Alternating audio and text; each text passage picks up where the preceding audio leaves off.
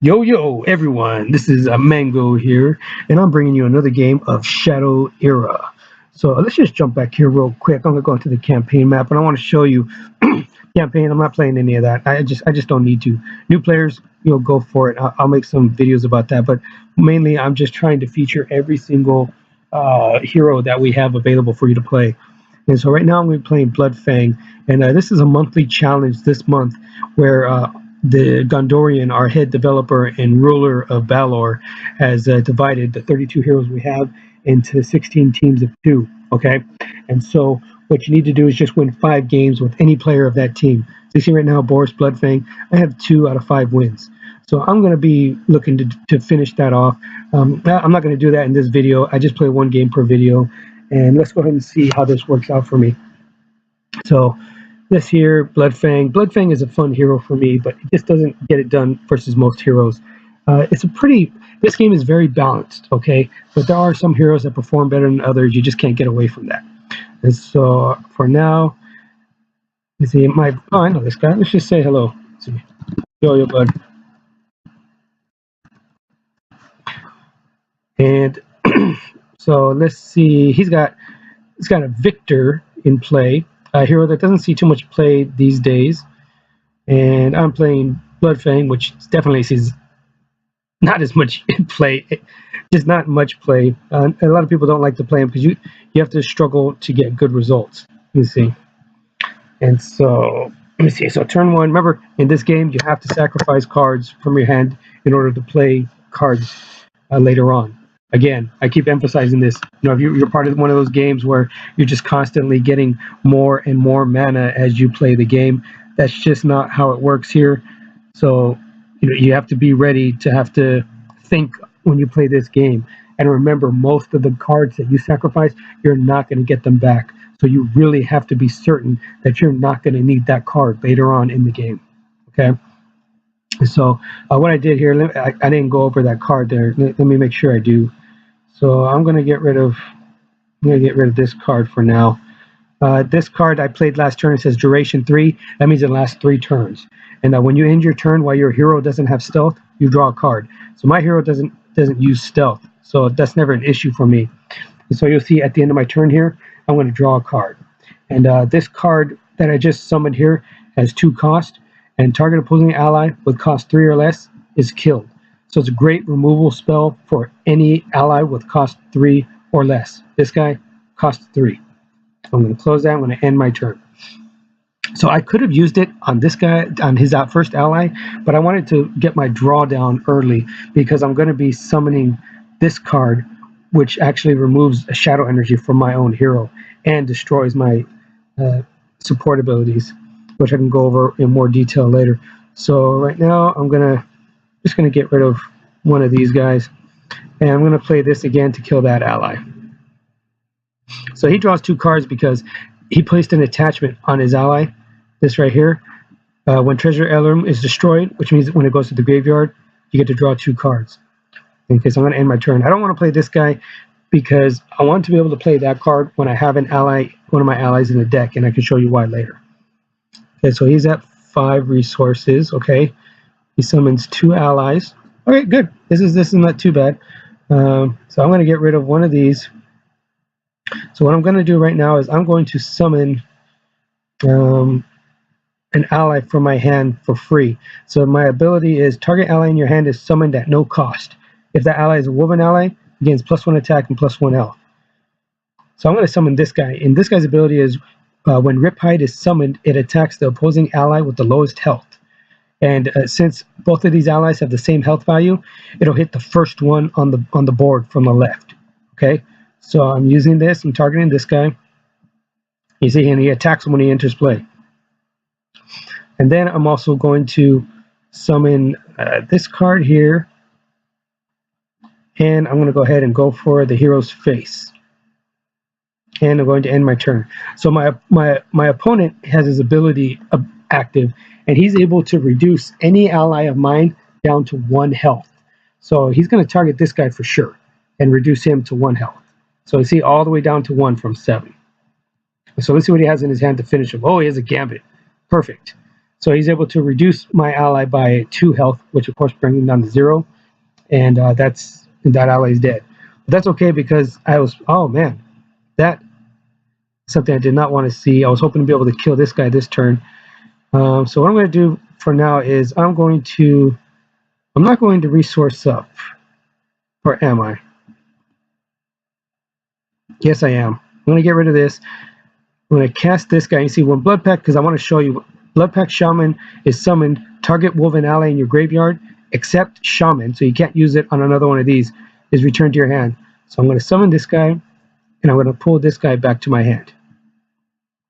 And then I'm going to play this, and then the reason I sacked up to 6 resources is I wanted to show you this. So target friendly woven ally that is not disabled or frozen kills target opposing ally will cost 4 or less. So I'm going to cast this. This guy is not frozen or disabled. I'm going to target him and use him to kill this guy because nobody ever looks up. Death from above. Dead. Okay, so now it's my turn. End of my turn. Will end, and I'll draw a card from this again. And then next turn, if I sacrifice up to 7, I can hard summon this guy, and it should kill mostly whatever he has in play, and it will.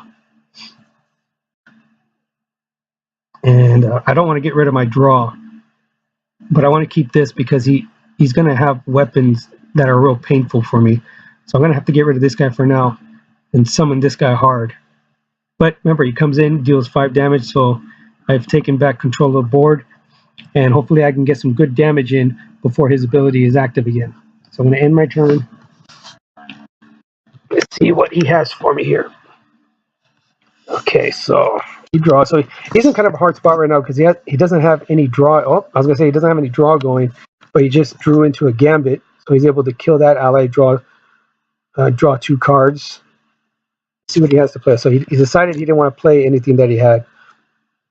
So I'm going to skip my turn here. I'm going to play this card. This card, unfortunately, has a lot of kickback. It destroys my own support abilities, and my hero loses 1 shadow energy. But haste is a really strong ability in this game, so I guess I can kind of see why. I just think they overbalance that card a bit. So I'm going to play that card and then play this, because this is a support ability. You see right there, it says support. So that's why it's destroyed when he came into play. And so I'm going to go ahead and deal 5 damage to him, and then I'm going to deal another 3 damage here, and then I'm going to end my turn. And luckily I had another Blood Moon in my hand, so I was able to draw a card. Okay, this is good. So this card here is an armor, and when you play it, okay, so he's going to, hang on, he's going to disable, or he's going to lower my ally down to 1 health. Ooh, that sucks. He's going to use that guy to kill him off, and then he's going to disable this with the poison arrow that he just brought back. So that'd be good to explain to you here, because he should have brought back the ability of poison arrow. Let's see. I'm just waiting for him to play it. Maybe he's deciding whether or not he wants to play it. I don't know. Okay, there it is. So you saw when he used his ability, Victor. So let's take a look at this guy, okay? So Victor, target opposing ally reduced to 1 health. Return the top hunter card from your graveyard to your hand. So you see here, this is a hunter ability. So this is a hunter card. See that? Only hunter. Has to be only hunter. He gets to recycle this back into his hand as long as it's the top hunter ability or card in his deck. Okay. So I'm going to close this. I'm going to close this for now, and I'm going to go ahead and I'm going to play this armor out. Oh no! I sacrificed it. Damn it! I wasn't paying attention. So cast. I'm going to bring this guy out. That was really stupid. What a freaking idiot. Okay, well, you're not going to get to see how that armor works, unfortunately, because I'm a moron. So I'm going to end my turn, draw a card, and let's see if that comes back to bite me. Oh, what an idiot. All right, so it's my opponent's turn now. Let me see. He has Treasured Heirloom. He's going to buff that guy up to 4 attack. And I'm thinking he's still going to kill this guy off, though, because he has the most attack value. And, oh, look at that. Never mind. It's going to buff him. So that ally, when this ally comes into play, he's able to buff a fellow homunculus ally. So that's why this guy's attack went up to 6 from 4. Okay, so I'm going to, for now, what I think I'm going to do is I'm just going to play, I'm going to skip here. Am I? Yeah, I'm going to skip. And I'm going to play this guy. I'm going to play this guy. I'm going to come in for some hasted damage to my opponent. I'm going to deal 3 more damage to my opponent. There we go. And I'm going to end my turn, because next turn I can summon this guy for free with my ability. And let's see, this guy, whenever a friendly woven ally is killed, it gets shuffled into my deck, as long as it's killed by physical combat damage. Or not even physical, but just combat damage. So this guy, you see him go into my deck, and then I draw a card. It's pretty cool. And so now he'll kill this little guy. Oh, no, he's going to deal some damage to this guy. Okay, and then kill him, and then he'll get shuffled back into my deck, and I'll draw another card. Okay, see? Simple stuff. All right, so now I think I can... there's no need to get rid of anything. So what I'm going to do is I'm going to skip my resource turn, not resource something on accident again like an idiot. I'm going to attack here and kill this guy. And then I'm going to use this to kill him. Remember, cost 3 or less. That ally has a cost of 3. I'm going to use this on this ability on this ally to bring him in again. Kills him. He draws 2 cards though. And then I'm going to end my turn. Unfortunately, I have a bunch of stuff in my hand I can't do anything with. Okay, so he has 1 more turn before he gets his ability back. So I should be able to come in and deal some decent damage to him before then. Okay, so he plays an Entangled Wisp, and he plays a Pack Beast. And I'm guessing he's going to attack and kill that guy. Yep, he does. Okay, luckily for me, I have 2 control abilities. So as you've seen, Woven decks have very strong control in regards to allies of cost 4 or less. Okay, so what I have here is I'm going to activate this ability again to kill an ally of cost 4 or less. I believe I went over that already. Let me just check in here to make sure. Yeah, we did. So target friendly woven ally kills an opposing ally with cost 4 or less.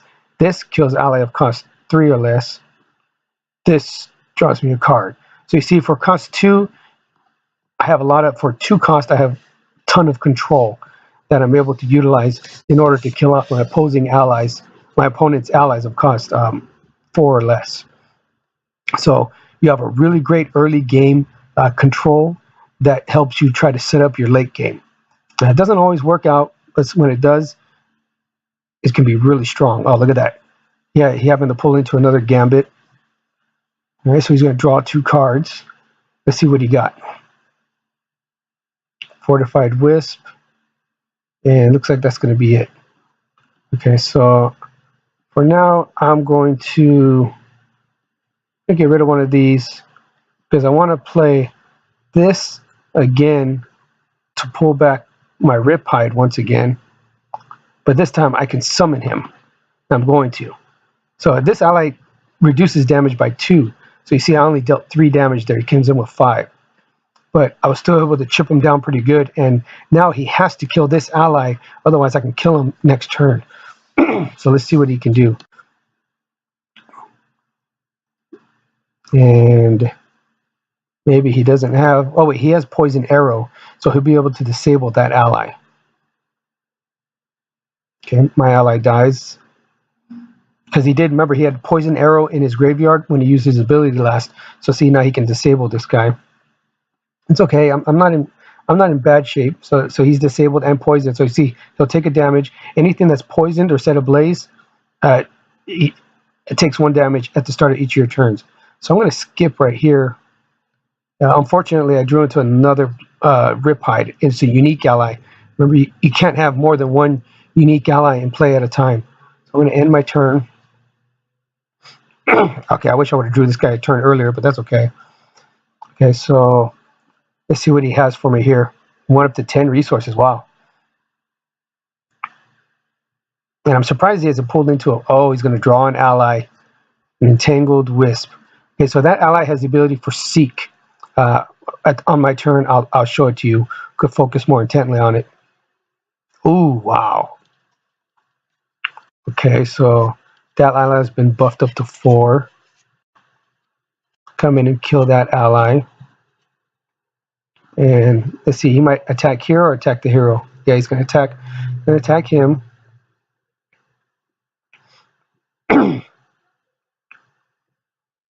Okay, so see, I'm going to skip for now. I'm not going to resource.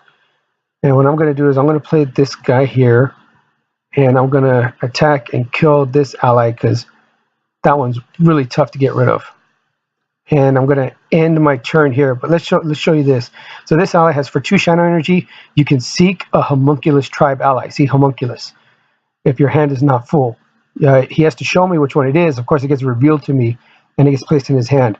So it's a helpful tool to seek an ally if you really need some help. So you see, right now I have the option. I can play this card here and attack and kill this, or attack. Oh, I see. I'm so stupid. I'm playing, and I'm not paying attention. I'm going to end my turn because I could have killed my opponent here if I had just attacked into him and then used my hasted ally. But since I'm talking, I've already sacrificed something on accident without wanting to, and now I've just made another mistake. So let's see if that comes back to bite me. Damn. Oh, he's pulling another ability, so he's going to pull his last gambit here. Or poor quality. Interesting. I guess he didn't have any more gambits. I thought he only used 3. Oh well, it's okay. And so he has a treasured heirloom. Goes up to 3 attack on that ally. He will attack, deal 3 damage. I will kill that ally. He draws 2 more cards. And then he will attack and kill me, both of these allies. So that will get shuffled back into my deck. Oh, it got shuffled into my deck, but then it came back into my hand. So it just skipped the option of going into my deck because it came right back into my hand. So let's see. Hopefully I get another. No, I did not. Okay, so I'm going to get rid of one of these. I'm going to summon this guy for free. Play this guy. I'm going to play this guy, and I'm going to go haste to the face for 3 damage. So now he's down to 2. So now he has to get rid of all of these or else he dies. So I might still be able to pull out a win even though I've been playing like a damn noob in this game because I can't talk and play at the same time. What an idiot. Okay, so he plays an ally. He has a poison arrow to shut down one of my allies. He shuts down that guy. He has another poison arrow. Wow, to shut down another ally. That really sucks. Come in and attack, and it looks like he'll be able to kill him off. Hopefully he gets shuffled right back into my hand. Okay, come on, get shuffled into my hand. No. Oh, and I drew a Riptide. Great, so I can't even play that ally. And so I did draw into a Dreadwolf. So I'm going to skip. I'm going to play the Dreadwolf. And I'm going to attack. He's at 1 health. Oh boy, this couldn't get any closer. All right, let's see what happens. All right, so he drew a card. And he can do what? What can he do? What does he have? Come on. SD Vinny Corleone, the Italian stallion. Good game, my friend. It was a close one. There was always a chance that he was going to take it over. It just never got there. All right, and I'm going to skip, and I'm going to attack, and that's game. All right, look at this win for Shadow River Team. Boris Bloodfang recorded. All right, so I'm going to stop that there, and let's go ahead now and take a look at the deck. Okay, so we're going to take a look at the deck, and so this deck. I think this. I've worked on this with a couple of people. A1 Surprise really helped me a lot with this deck as well, and so a lot of his ideas are in here. So let's check out what we got going on. So we have 4 Blood Pact Shaman. So this is kind of a pseudo draw for you. When he's summoned, you get to target a woven ally in your graveyard, and you bring it back to your hand. Okay. So any one of my woven allies, it was what helped keep me in the game because I kept recycling this guy back to my hand, right? And then this card, I have 3 of him. Woven Predator, he can't attack, or he can attack allies regardless of stealth or protector. Excuse me. So there's some allies in the game or heroes that can go stealth where you can't hit them, remember? And so this guy actually breaks through that. So even if an ally has stealth, he can still attack. He doesn't need any special ability in order to do so because he has that already. So you don't have to get rid of the stealth. This card, I might reduce this down to 1 and just have another one of this because his ability is more useful in most circumstances. But this card allows you to see the hand of your opponent, which is sometimes it can really help. You put him down on turn 3 and you can kind of make out what your opponent's strategy is probably going to be for the next couple turns. This card is just a haste card, but I didn't explain it during the game, but every time he deals combat damage, his attack is increased by 1.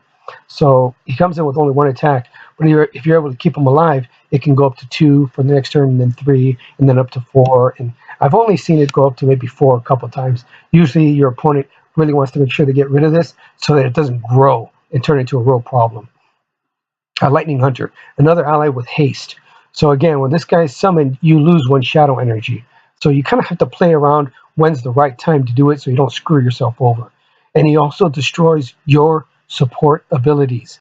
So in this deck, the support ability that you have is this. It's one of your main draw engines. So you have to be really careful about when you use this card. And make sure that you know how strongly it's going to affect you. This card is one of your other main draw engines, okay? So since you have all woven allies, every time one is killed in combat, it has to actually be entering combat with another hero or ally. It gets shuffled back into your deck and you draw a card. So it's a great card to utilize draw engine wise. Not so great against mages. So sometimes it might be better to sacrifice this card against a mage. It just depends on what your hand looks like. And this card right here is really the most pivotal card in your deck in regards to your shadow ability. Because being able to summon this guy for free, well, not free, but for 5 shadow energy, can make a big swing in the state of the game. Sometimes your opponent's able to manipulate which ally is going to get hit, but remember, when summoned, it attacks the opposing ally with the lowest health. Okay, so you try to get rid of those smaller cost allies. That's why you have so many of these removal cards. Okay, so you want to use these removal cards to get rid of those low health allies, so that when you summon this guy, he's able to make a bigger impact by hopefully damaging something more threatening. Okay, this is a tech card. It's when you put it on an ally, that ally has haste. So it's 1 cost in its attachment. So it has to be a woven ally, you give it haste, but then the ally is returned to your hand. So I could use my ability to summon this guy and then use this on him to give him haste, so I can hit twice with it, but then it's going to go right back to my hand, okay? Sometimes what you can use this for is if your ally has an attachment on it and you want to get rid of that attachment, you can cast this onto your ally, and then at the end of your turn, your ally will go back to your hand. And so it's kind of a way to get rid of an attachment as well. So this ability you saw, target opposing ally with cost 3 or less, killed. Pretty simple. This is just a draw card, another utility draw card, and kind of anti-attachment card. You play this on an ally that has an attachment on it to kill it and get some draw instead of having it sit there doing nothing. And you got to see this in play multiple times. You got to see this in play again. Target opposing ally with cost 4 or less is killed as long as you have a woven ally in play and it's not disabled or frozen. This card, until the end of your turn, opposing heroes and allies lose stealth and hidden, and my allies gain ambush. So this card is in here for those allies, or for maybe a Gwen deck. There's a Gwen deck out there that likes to hide herself so you can't attack the hero, and it's just a solo deck. No allies, only the hero and weapons. So if you have this and you're able to build up enough board, then you can use this for a surprise attack to kill her in maybe 1 turn. Woven Resilience. So this card, you attach it to one of your woven allies, and it removes all other attachments. Okay, so if there's an attachment on your woven ally, like Crippling Blow, if you put this on, it'll remove that Crippling Blow, and it gets +3 attack, and all damage to it is reduced by 1. Okay, so it can turn it into a little bit of a mini tank, especially if you put it onto like Riptide. Riptide, he would be an additional 3 attack. You're looking at an 8 attack ally there, and you get to reduce 1 damage to him for all damage that he takes. So you can turn him into a real monster.